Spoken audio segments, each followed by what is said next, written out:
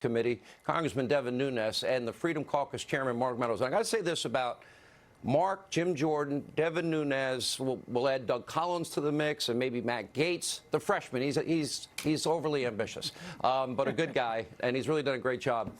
Without you guys behind the scenes, because we've now seen these closed-door testimony. Without your efforts, we would not be here, and this would have likely all have been gotten away with.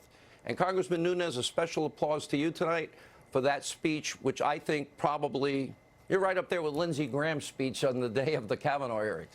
Well, thank you, Sean. And what was amazing to me that I think a lot of people didn't pay attention to is there were two retired FBI agents on the stand there on the witness table, along with Andy McCarthy, who appears a lot on your show and others. What I was amazed at is the lack of concern by these former FBI agents, one of whom Peter Strzok used to work for. And look, they served their country, and I'm sure they did a great job.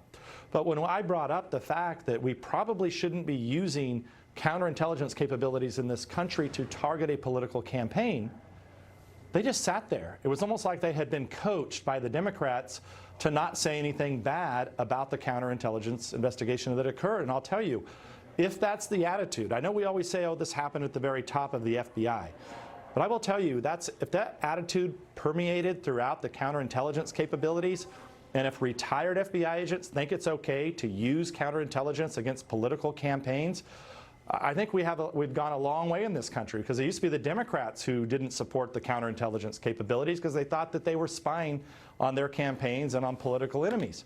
It ends up, in fact, they took them over. They corrupted the whole thing, and it seems like that's the attitude throughout the FBI, at least for the former and most of the former officials. Really, it was a powerful, moving speech you gave today. And I will say this, and I mean this is the biggest compliment to Congressman Meadows, and I want everybody to understand, as the chairman of the Freedom Caucus, what you and Jim Jordan in particular did behind closed doors. Now that we're getting those transcripts, you are asking the right questions, the hardest questions, informed questions, and forward-thinking questions, knowing what the truth would eventually be and come out as. Your reaction to all of these events? Well, thank you, Sean. I can tell you Devin Nunes has done an unbelievable job. And actually, we've had two different camps. He's seen much of the classified.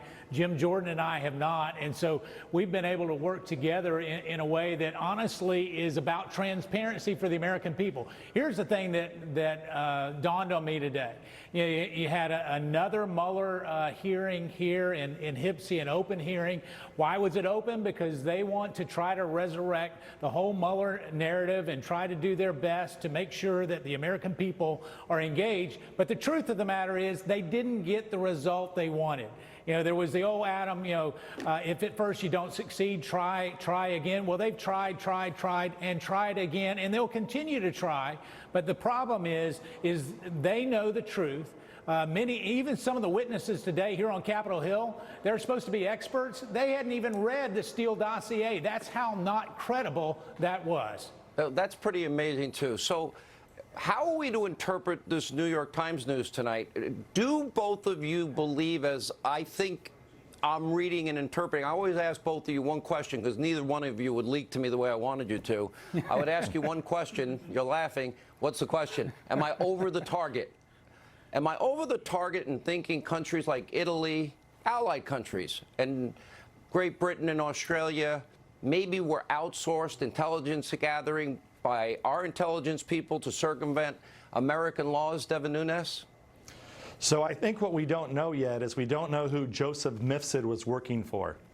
He's been described as a Western intelligence asset. He was in Italy, so that for sure brings up he could be a part of the Italian government of some kind, an asset there. He could be a British asset because he also lived in London. But there's also, it could be possible, quite frankly, that he was working for Fusion GPS or an operation like Fusion GPS through Christopher Steele. And what we still don't know at the heart of this is, where did the Clinton campaign dirty operation that was GPS and the FBI, they were on parallel tracks. When did those merge? And that's really what I think myself and Mark Meadows have been trying to figure out for a long time. And hopefully that's what the U.S. Attorney out of Connecticut is going to get to the bottom of. We have a right to know what countries were involved in this. Well, and Ask Sean, the we're same- getting Go ahead, Mark. Yeah, Sean, we're getting a lot of whistleblowers. Primarily, the whistleblowers are coming forward because they believe Attorney General Bill Barr and John Durham are willing to get to the bottom of it. So people that perhaps were afraid under previous leadership to actually say, well, we knew this was wrong, they're coming forward now. And when we look at intelligence, we know that the intelligence community shares a lot of information. What we also know, what Devin Nunes knows, Jim Jordan, Mark Meadows, and others that have been involved, is that the Steele dossier, Christopher Steele, his dossier, not only does it have its origins with Fusion GPS and the Democrat National Committee, but other players that are connected, Sidney Blumenthal, and they were shopping it to every media outlet that they possibly could, and the FBI knew it. That's the problem. The FBI knew it prior to that first FISA, and here they are using it as credible information for a FISA application. I just think that that's totally wrong. Let me ask you both the same exit question. Most people are asking me, when are they going to be held accountable? What do you see in the future, Devin Nunes? And, you know a lot more than I do. Where do you see this going, and who would you not want to be tonight in terms of putting your head down on a pillow for a peaceful night's sleep? Well, look, if you're any of the former people at the FBI that were in those famous text messages that Mark did such a good job of getting to the bottom of, those people, I think, all have to be concerned.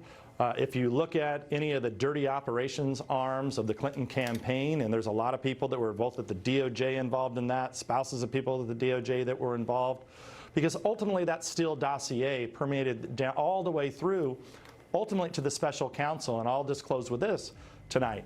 That is that I was finally able to see the scope memo. And remember, I had these concerns that it was based upon the Steele dossier. And look, I can't talk about what was in there, but we know from the Mueller report, or from what Judge Sullivan put out, we know that it was probably largely based on the Steele dossier. And I think the Grassley-Graham memo and the Nunes memo said something to the effect the bulk of the information came from that. Last word, Mark.